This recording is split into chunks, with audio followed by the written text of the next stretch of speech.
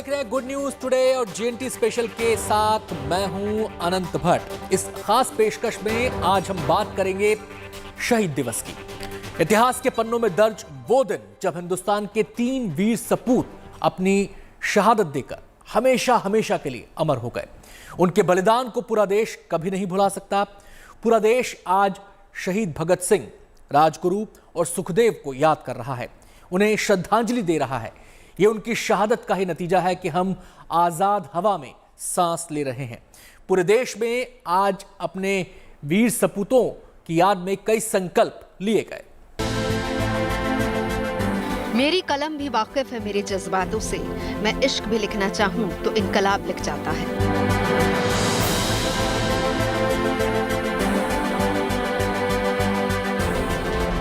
ये अल्फाज हैं भारत माता के अमर सपूत शहीद आजम सरदार भगत सिंह के।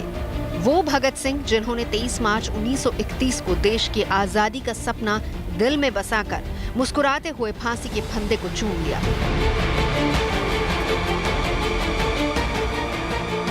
ये सोच है आजादी के एक ऐसे मतवाले की जिसने एक उम्र के सोचने समझने का लहजा ही बदल दिया।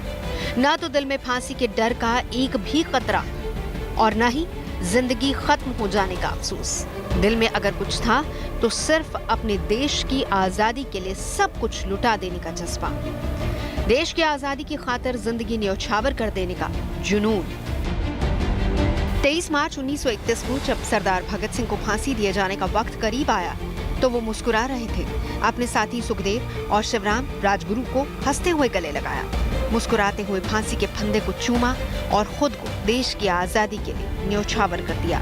क्योंकि शहीद आजम सरदार भगत सिंह जानते थे कि उनकी ये कुर्बानी देश में इनकलाब लाएगी, जिसका ऐलान उन्होंने पहले ही कर दिया था।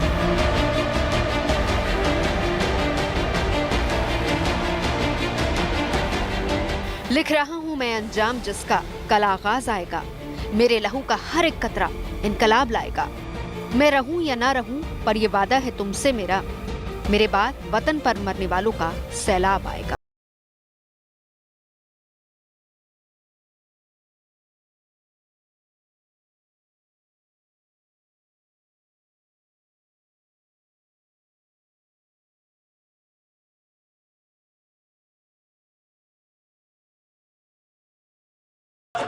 उनकी ये कुर्बानी सैलाब नहीं लाई बल्कि इनकलाब की ऐसी अलग जगह गई जिससे हर कोई रोशन हो गया।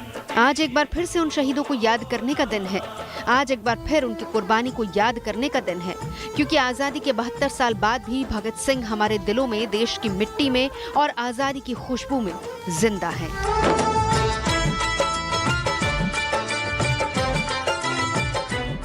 23 मार्च 1931 को हंसते हंसते भगत सिंह, सुखदेव और राजगुरु ने फांसी के फंदे को चूम लिया। देश के मुस्तकबिल पर आजादी का अफसाना लिख दिया था। आजादी के लिए लड़ते लड़ते भले ही भारत के वीर शहीद हो गए, लेकिन उनकी शहादत ने हिंदुस्तान की तकदीर में हमेशा हमेशा के लिए आजादी लिख दी। भगत सिंह के शहीद दिवस के मौके पर पूरा देश उन्हें याद कर रहा है। दिल्ली से लेकर पंजाब तक शहीद भगत सिंह की याद में महफिलें सज रही हैं। उन्हें सलाम किया जा रहा है। देश के प्रधानमंत्री नरेंद्र मोदी ने भी शहीद आजम सरदार भगत सिंह को याद करते हुए ट्वीट किया। शहीद दिवस पर भारत माता के अमर सपूत वीर भगत सिंह, सुखदेव और राजगुरु को कोटि कोटि नमन। मातृभूमि के लिए मर मिटने का उनका जज्बा देशवासियों को सदैव प्रेरित करता रहेगा। जय हिंद। वहीं पंजाब के लिए शहीद दिवस नए संकल्प का सवेरा लेकर आया है। भगवंत मान ने शहीदी दिवस के मौके पर शहीदों को सलाम किया, उन्हें श्रद्धांजलि दी।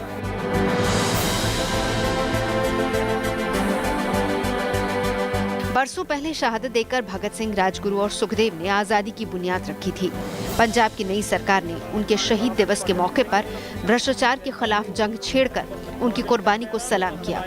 पंजाब की नई सरकार ने शहीद दिवस के मौके पर एंटी करप्शन हेल्पलाइन नंबर जारी कर दिया है। शहीद आजम सरदार भगत सिंह, राजगुरु और सुखदेव जी की बरसी है। उन्होंने अपनी जवानी दे दिनां च देश दे लई जान दिती और भगत सिंह होरां दा जिहड़ा ਉਹਨਾਂ ਨੂੰ ਇਹ ਨਹੀਂ ਚਿੰਤਾ ਸੀ ਕਦੇ ਵੀ ਕਿ ਆਜ਼ਾਦੀ ਕਿਵੇਂ ਆਊਗੀ। ਉਹਨਾਂ ਨੂੰ ਤਾਂ ਬਹੁਤ ਕੌਨਫੀਡੈਂਟ ਸੀ ਉਹ ਕਿ ਆਜ਼ਾਦੀ ਤਾਂ ਆਉਣੀ ਹੈ, ਪਰ ਆਜ਼ਾਦੀ ਤੋਂ ਬਾਅਦ ਦੇਸ਼ ਕਿਹੜੇ ਹੱਥਾਂ ਜਾਊਗਾ ਇਹ ਉਹਨਾਂ ਦਾ ਡਰ ਸੀਗਾ।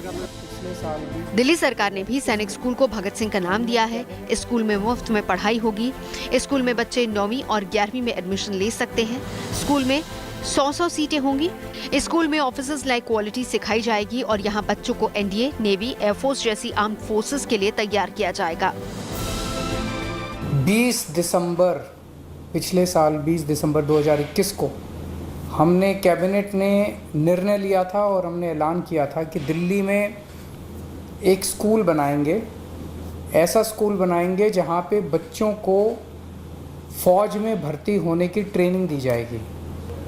उस स्कूल का नाम हमने तय किया है कि उस स्कूल का नाम शहीद आज़म भगत सिंह के नाम पे रखा जाएगा। उस स्कूल का नाम होगा शहीद Bhagat Singh armed forces preparatory school.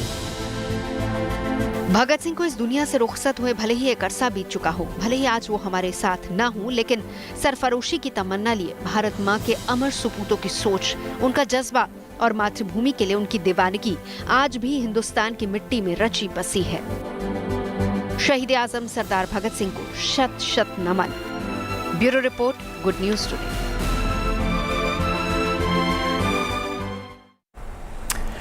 देश की आजादी के इतिहास से जुड़े कई किस्से हैं, कई कहानियां हैं, ऐसे कई गुमनाम फसाने हैं जो हमेशा के लिए होते हैं क्योंकि वो अमर हैं। ऐसा ही एक इतिहास 23 मार्च 1931 को लिखा गया। आज से लगभग 92 साल पहले लाहौर की सेंट्रल जेल में जब शहीद भगत सिंह को फांसी के फंदे पर लटका दिया गया। भगत सिंह से जुड़ी सैकड़ों कहानियां और किस्से आपने पढ़े होंगे, लेकिन बहुत कम लोग जानते हैं कि उनका नोएडा के गांव से भी गहरा रिश्ता था।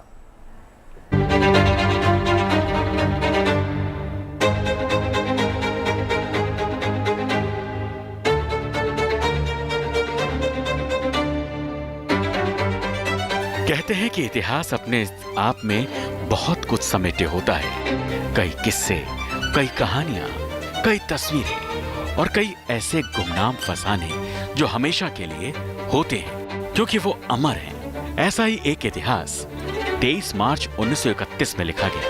आज से लगभग 92 साल पहले लाहौर में शहीद आजम भगत सिंह, राजगुरु और सुखदेव को फांसी पर लटका दिया गया। तीनों के शरीर भले ही मिट्टी में मिल गए हों, लेकिन देश के खातिर मर मिटने की उनकी कहानी कभी न भुलाई जाने वाली दास्तान बन गई। एक ऐसी दास्तान जिसमें जज्बा है, हौसला है, जिद है, देश के खातिर मर मिटने का जुनून है। भगत सिंह की इस अमर कहानी के वैसे कई पन्ने हैं और कई तारीखें हैं, लेकिन एक अहम तारीख है 8 अप्रैल 1929। Now the decision on the bill is going to be announced. ये वो तारीख है जब दिल्ली में नेशनल असेंबली में भगत सिंह बम फेंककर अंग्रेजी हुक्मरानों को हिलाकर रख दिया था। लेकिन दिल्ली में अंग्रेजी सरकार की जड़ें हिलाने से पहले सरदार भगत सिंह और उनके साथियों ने दिल्ली के करीब एक गांव में वक्त गुजारा। दिल्ली से लगभग 25 किलोमीटर दूर इस गांव का नाम है नलगढ़ा और इस गांव से सरदार भगत सिंह का बेहद गहरा रिश्ता है। ये वो गांव है जो कभी शहीद भगत सिंह, राजगुरु, सुखदेव जैसे क्रांतिकारियों की पनाहगाह रहा। भगत सिंह इस गांव में लगभग 6 साल तक रहे और इन 6 सालों में सिर्फ और सिर्फ अंग्रेजी हुकूमत को उखाड़ फेंकने की जद्दोजहद करते रहे। गांव में शहीद आजम सरदार भगत सिंह से जुड़ी कई यादगार धरोहर हैं, जिनमें गांव के गुरुद्वारे में रखा वो पत्थर भी है जिसका गहरा रिश्ता भगत सिंह से था। शहीद भगत सिंह का यह मानना था कि सोई हुई सरकारों के कान खोलने के लिए, सोई हुई सरकारों को जगाने के लिए जरूरत है धमाकों की, और उस धमाके के लिए जिस बम का इस्तेमाल किया गया था वो बम बनाया गया था नलगढ़ा के इस गांव में, जहां पर हमारी मौजूदगी है। नलगढ़ा के गांव में ये गुरुद्वारा है जहां पर एक ये पत्थर मौजूद है। ये पत्थर बेहद पुराना है और ये पत्थर उस ऐतिहासिक पल का साक्षी है जब दिल्ली असेंबली में जो बम फेंका था उसका निर्माण इसी पत्थर पर किया गया था। इस पत्थर में 2 सुराख हैं, एक आगे की तरफ है और एक पीछे की तरफ है। इसी पत्थर के जरिए उन्होंने वो बम बनाया था और उनके साथी शहीद भगत सिंह के साथ जितने भी साथी थे वो 6 साल तक इसी जगह पर रहे और क्रांतिकारी योजना को अंजाम दिया। लोग आज भी इस गुरुद्वारे में आते हैं, मत्था टेकते हैं, फूल चढ़ाकर आजादी के उस मतवाले को याद करते हैं जिसे लोग शहीद आजम सरदार भगत सिंह कहते हैं।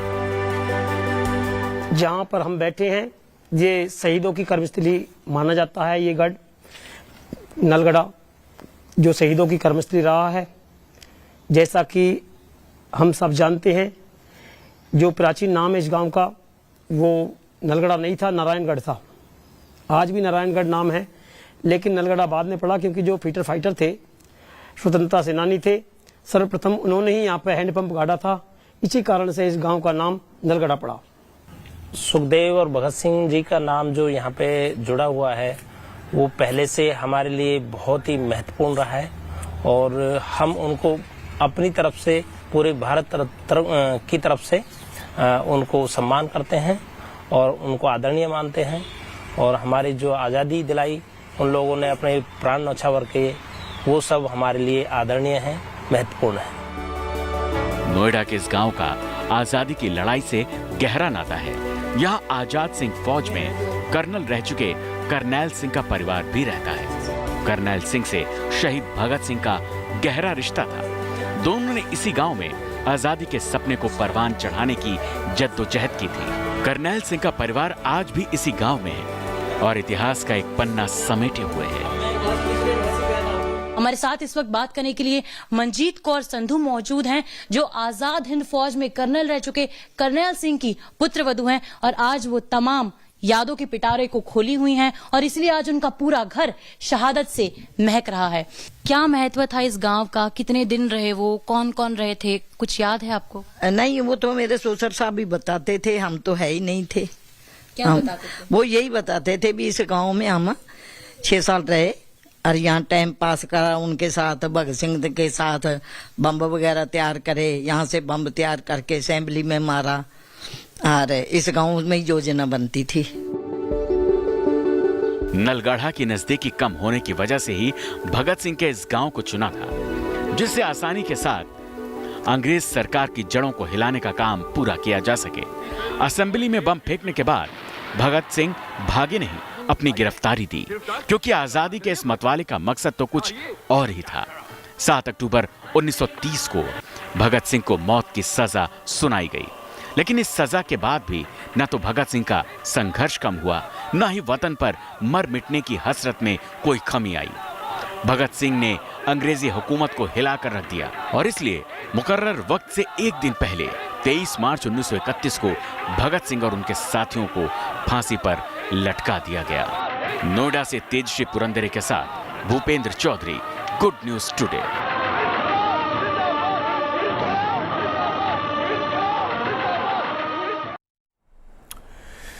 भगत सिंह, राजगुरु और सुखदेव का आगरा से गहरा नाता रहा है। इन्होंने आगरा के नूरी दरवाजा की कोठी नंबर 1784 को बम बनाने की फैक्ट्री के तौर पर इस्तेमाल किया। यहीं पर क्रांतिकारी रहते थे, अंग्रेजी हुकूमत के खिलाफ रणनीति बनाते थे। दरअसल आज़ादी के इन सिपाहियों ने इस कोठी को अंग्रेजों से बचाव के लिए चुना था। 1928 में लाहौर में सैंडर्स की गोली मारकर हत्या करने के बाद भगत सिंह और उनके साथी आगरा आ गए थे। यहाँ पर उन्होंने नूरी दरवाज़ा में लाला छन्नोमल की हवेली नंबर 1784 को 2.5 रुपये एडवांस और 5 रुपये महीने पर किराए पर लिया था। इस हवेली में वो अपने क्रांतिकारी साथियों के साथ रहते थे। वो करीब 1 साल तक यहाँ पर रहे थे।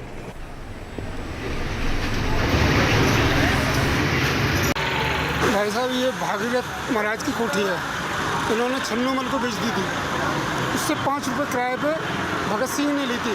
जब ये छुपके अंग्रेज़ों से छुपके रहते थे तो यहाँ पर उन लोगों ने बम बनाया। बम की रिसर्च करते थे कि अपने जमुना किनारे झाड़ियों में, और इनके छुपने के और भी स्थान थे। ये 3 दरवाजे इस कोठी के, यानी जैसे कोई अंग्रेज वगैरह आ जाए तो किसी भी रास्ते से अपने निकलने का प्रयास करते थे और निकल जाते थे। देखिए, नूरी दरवाजे पहले कहलाया जाता था। जब से भगत सिंह जी रहे हैं ये शहीद भगत सिंह द्वार कहलाया जाता है। यहाँ पे भगत सिंह जी रुके थे। एज अ स्टूडेंट की तरह वो बेस बदल के रहते थे। साथ में सुखदेव जी और राजगुरु जी भी थे। यहाँ पे वो इस बिल्डिंग का इन्होंने इसलिए चुनाव किया था क्योंकि इसमें आने और जाने के 3 रास्ते थे, तो जिससे कि आराम से आ या जा सके। आगरा में रहते हुए उन्होंने बम बनाया था जो कि दिल्ली असेंबली में फोड़ा गया था। जब से सुना है मरने का नाम जिंदगी है, सिर से कफन लपेटे कातिल को ढूंढते हैं। ये वो लाइनें हैं जो सरदार भगत सिंह अक्सर लाहौर की जेल में गुनगुनाया करते थे। लाहौर सेंट्रल जेल में 23 मार्च 1931 को भगत सिंह, राजगुरु और सुखदेव को फांसी दे दी गई। भगत सिंह की पहचान सिर्फ एक देशभक्त क्रांतिकारी तक सीमित नहीं है, बल्कि वो एक आजाद ख्याल शख्स थे जिनका सिर्फ एक मकसद था, भारत की आजादी। और इसी आजादी के लिए 23 मार्च 1931 को उन्होंने हंसते हंसते फांसी के फंदे को गले लगा लिया।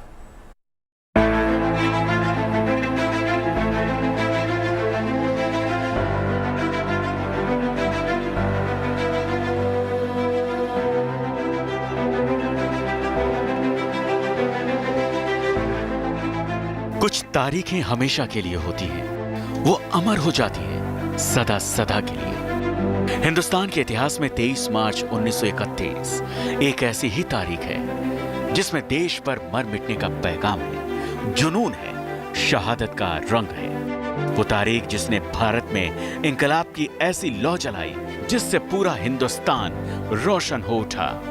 भारत की आजादी के संघर्ष की और उसके लिए जद्दोजहद करने वालों का जिक्र जब जब होगा, उसमें सबसे पहला नाम शहीद आजम सरदार भगत सिंह और उनके साथी राजगुरु और सुखदेव का लिया जाएगा।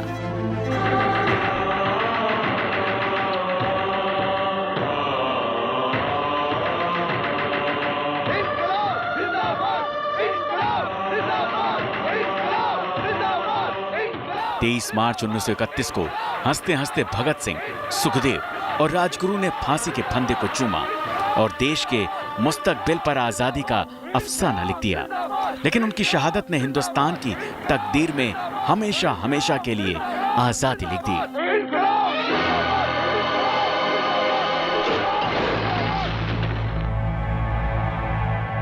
वैसे तो भगत सिंह, राजगुरु और सुखदेव की फांसी का दिन अंग्रेजों ने 24 मार्च 1931 मुकर्रर किया था, लेकिन बगावत की डर से अंग्रेजों ने तीनों को एक दिन पहले ही फांसी दे दी।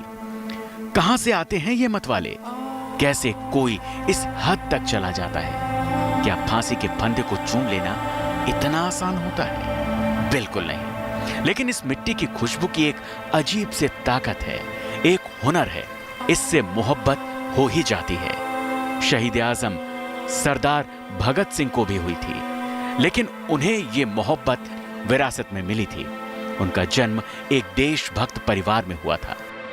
भगत सिंह के पिता सरदार किशन सिंह, चाचा अजीत सिंह और स्वर्ण सिंह अंग्रेजों के खिलाफ आजादी की लड़ाई का हिस्सा थे। लिहाजा भारत माता की आजादी के लिए मर मिटने का जज्बा उन्होंने अपनी मां की कोख में ही सीख लिया था।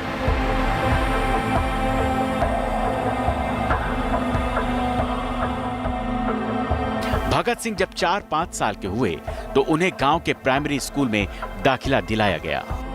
प्राइमरी शिक्षा पूरी करने के बाद साल 1916-17 में लाहौर के डीएवी स्कूल में भगत सिंह का एडमिशन हुआ, जहां उनका संपर्क लाला लाजपत राय और अंबा प्रसाद जैसे देशभक्तों से हुआ। 13 अप्रैल 1919 को जलियांवाला बाग हत्याकांड हुआ। जलियांवाला बाग हत्याकांड ने भगत सिंह के मन पर गहरा असर डाला। इसके बाद काकोरी कांड में क्रांतिकारियों को फांसी और फिर लाला लाजपत राय की मौत ने सरदार भगत सिंह के धीरज को भड़का दिया। आजादी के इस मतवाले ने पहले लाहौर में अंग्रेज पुलिस अधिकारी सैंडर्स की हत्या की। उसके बाद 1929 में दिल्ली की सेंट्रल असेंबली में साथियों के साथ बम विस्फोट कर ब्रिटिश साम्राज्य की नींव हिला दी। भगत सिंह चाहते तो भाग सकते थे, लेकिन न वो भागे और न ही उनके साथी बटकेश्वर दत्त। भारत माता के इन निडर सपूतों ने हंसते हंसते आत्मसमर्पण कर दिया। भगत सिंह को मौत की सजा 7 अक्टूबर 1930 को सुनाई गई थी, लेकिन इस सजा के बाद भी भगत सिंह का संघर्ष चलता रहा। वो जेल में 116 दिन की भूख हड़ताल पर रहे। कहते हैं फांसी के फंदे को चूमने से पहले भगत सिंह के चेहरे पर मुस्कान थी, और ये मुस्कान इस विश्वास की झलक थी कि उनकी ये शहादत भारत की आजादी के काम जरूर आएगी। Bureau report, good news today.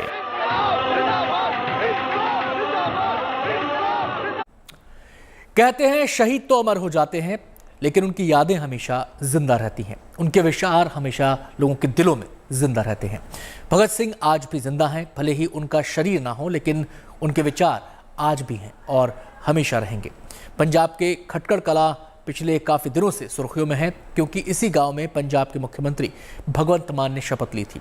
लेकिन इस गांव की गलियां, दीवारें और सड़कें भगत सिंह की यादें आज भी ताज़ा कर देती हैं।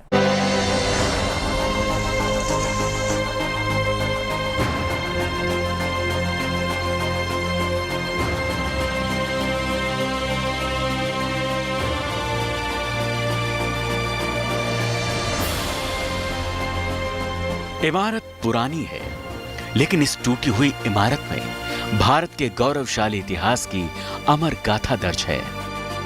इस इमारत के कोने कोने में आज भी भगत सिंह की यादें जिंदा हैं। इन्हीं दीवारों ने कभी शहीद आजम भगत सिंह को बड़े होते देखा। खटकड़ कला के इस घर में आजादी के एक ऐसे दीवाने का बचपन बीता जिसने अंग्रेजी हुकूमत की जड़ें हिला दी।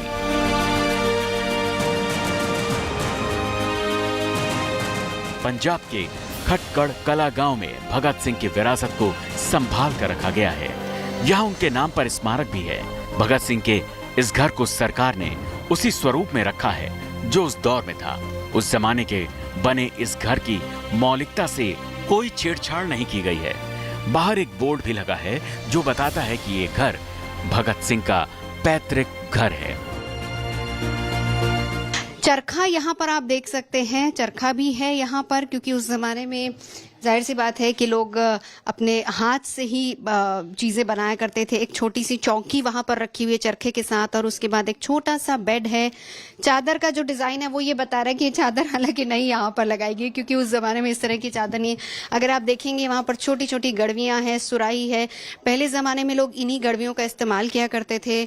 दूध जब शाम के वक्त, एक पंजाब में परंपरा है कि जब आप सोएंगे तो सोने से पहले आपको दूध दिया जाएगा, दूध पीकर सोएंगे, ये परंपरा है। तो ये सारी चीजें यहाँ पर उस पंजाब की विरासत को भी संभाला हुआ है इस घर में, और साथ ही साथ इस घर को भी। यही वो घर है जिसमें भगत सिंह अपनी मां के साथ रहा करते थे। जन्म के समय उनके पिता किशन सिंह, चाचा अजीत और स्वर्ण सिंह जेल में थे। लिहाजा परवरिश का जिम्मा भगत सिंह की मां के कंधों पर था। चूल्हा, बर्तन, चारपाई और तमाम ऐसी चीजों को सहेज कर रखा गया है जिसमें भगत सिंह का नाता जुड़ा हुआ है। जीएनटी स्पेशल में आज इतना ही। फिलहाल मुझे दीजिए इजाजत, लेकिन देश दुनिया की तमाम पॉजिटिव खबरों के लिए देखते रहिए गुड न्यूज टुडे। नमस्कार। इंटरेस्टिंग है ना।